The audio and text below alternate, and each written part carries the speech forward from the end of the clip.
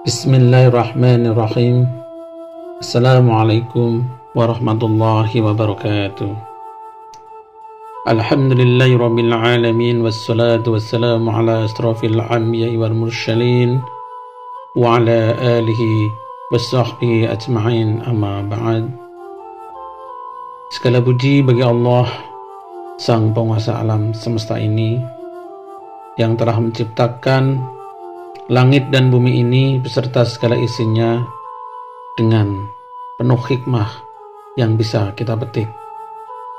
Salam dan sholawat semoga selalu tercurahkan kepada junjungan kita Nabi Agung Muhammad Rasulullah Sallallahu Alaihi Wasallam beserta keluarganya, para sahabatnya, dan para ulama yang telah dengan perjuangan beliau-beliau ini telah menyebarkan agama Islam ini sehingga sampailah kepada kita ini pada saat ini, sehingga kita dalam kondisi muslim. Alhamdulillahirabbil alamin. Sahabat RSUD Cibarang yang dirahmati Allah Subhanahu wa taala, mungkin suatu hari kita akan melihat manusia yang berjalan dengan penuh kesombongan, lurus tanpa mau menengok kanan dan kiri, tidak mau tahu dan bersilaturahim dengan tetangga, dengan saudara, dengan sanak kerabat, dan tidak mau tahu dan membantu penderitaan dan kesusahan orang lain. Dan dia pun mungkin berkata terhadap dirinya sendiri, inilah aku, semua ini karena aku sendiri dan aku tidak memerlukan bantuanmu. Tetapi hidup ini terus berputar dengan kehendaknya. Mungkin saat ini dia dalam kondisi sehat, dia hebat, dia kuat, dan dia berkata, aku tidak butuh siapapun. Tetapi ingatlah, Quran surat Ali Imran ayat 165 disebutkan di situ akan kekuasaan Allah. Innallaha ala kulli syai'in qadir. Sesungguhnya Allah punya hak untuk melakukan apapun yang menjadi kehendak Allah. Dalam riwayat lain, Ummu Salamah, istri Nabi Muhammad SAW, bertanya, mengapa ya Rasulullah engkau sering membaca ya muqallibal qulub sabis qalbi ala dinik? Wahai zat yang membolak-balikan hati, teguhkanlah hatiku di atas agamamu.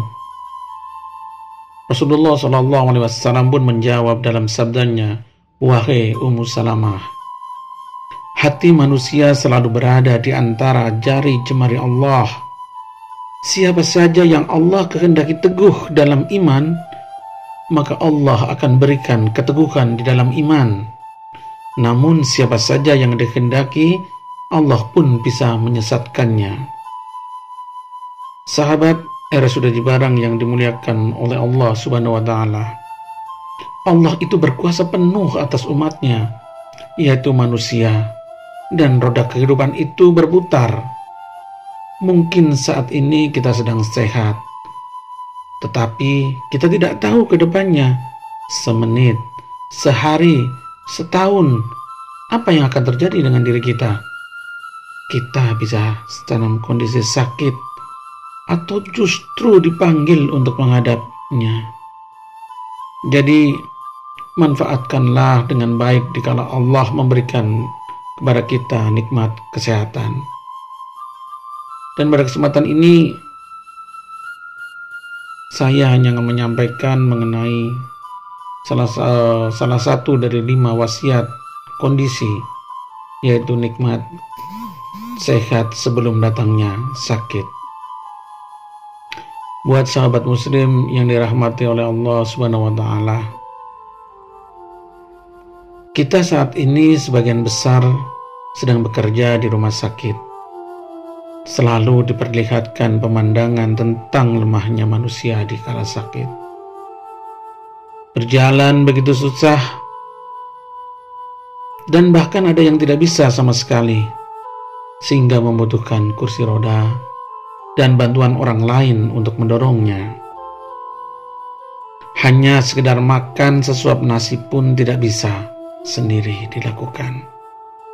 Buang air besar, buang air kecil pun tidak bisa ke kamar mandi, dan dengan sendirinya pun akan sulit melakukannya.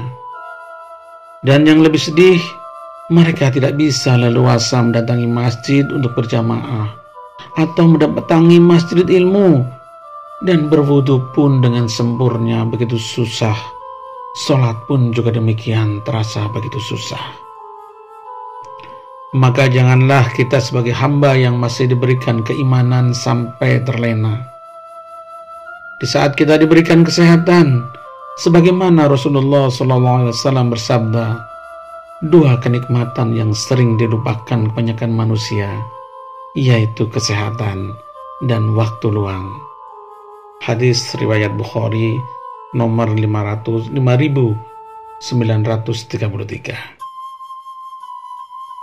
Mengenai pentingnya kesehatan ini, ada beberapa petunjuk untuk memohon diberikan kesehatan kepada Allah Subhanahu wa taala. Sebagaimana sabda Nabi yang diriwayatkan oleh Ibnu Majah radhiyallahu an, mohonlah kepada Allah kesehatan. Sesungguhnya karunia yang lebih baik sesudah keimanan adalah kesehatan. Allahu Akbar. Betapa mulianya kita ini, para tenaga kesehatan yang ditugaskan untuk menjaga kesehatan umat Allah Subhanahu wa taala. Dalam hadis riwayat Muslim juga disebutkan mengenai doa, bagaimana kita dimohon untuk memohon kesehatan pada Allah. Allahumma gfirli warhamni wahdini wa'afini warzuqni. Ya Allah, ampunilah aku, kasihinilah aku, berilah petunjuk kepadaku, selamatkanlah aku dari penyakit dan dari apa yang tidak kuinginkan, dan berikanlah rezeki kepadaku. Hadis riwayat Muslim nomor 35 dan 2697.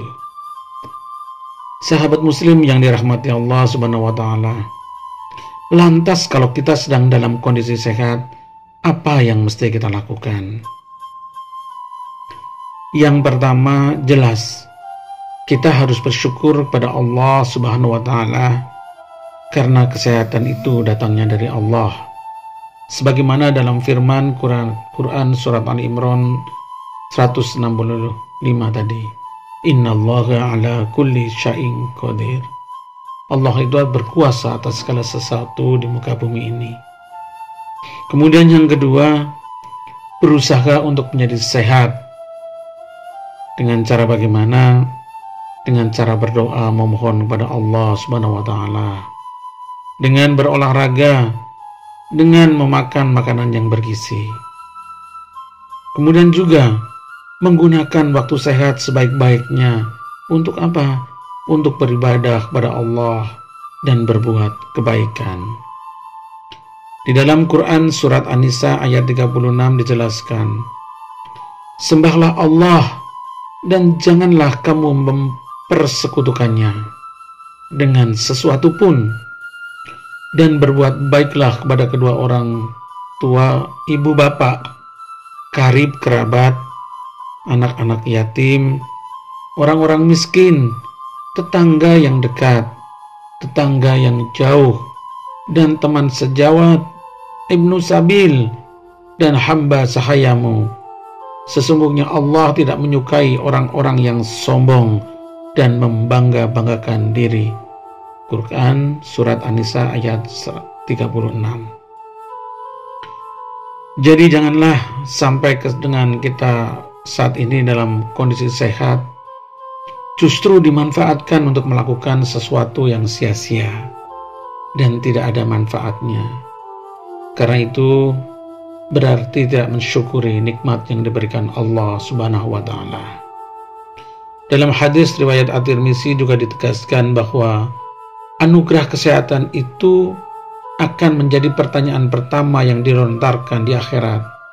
Ingat ya, dia anugerah terbesar setelah keimanan, tetapi menjadi anugerah kesehatan itu menjadi pertanyaan pertama yang dilontarkan di akhirat. Nabi bersabda, Sesungguhnya kenikmatan dari Allah yang pertama kali ditanyakan kepada hamba kelak pada hari kiamat ialah, bukankah telah kami berikan kesehatan pada tubuhmu dan kami berikan air minum yang sejuk? Hadis riwayat Tirmidzi. Ya, artinya mungkin mengapa kita selama sehat kita tidak bisa memanfaatkan dengan sebaik-baiknya.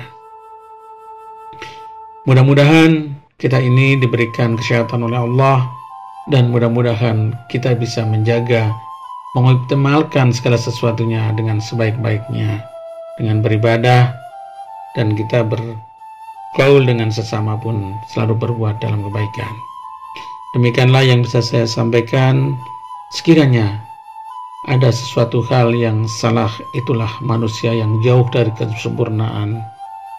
Dan bila ada kebenaran, semata-mata datangnya dari Allah Subhanahu wa Ta'ala. Dan ingatlah bahwa hidup itu tidak sendiri, jadi berbagilah.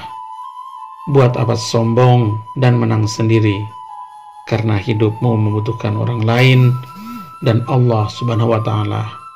Hanya Allah lah yang Maha Kuasa dan penentu segala sesuatu, maka bersyukurlah. Wallahu muwafiq illa aqwamit thoriq. Wassalamualaikum warahmatullahi wabarakatuh.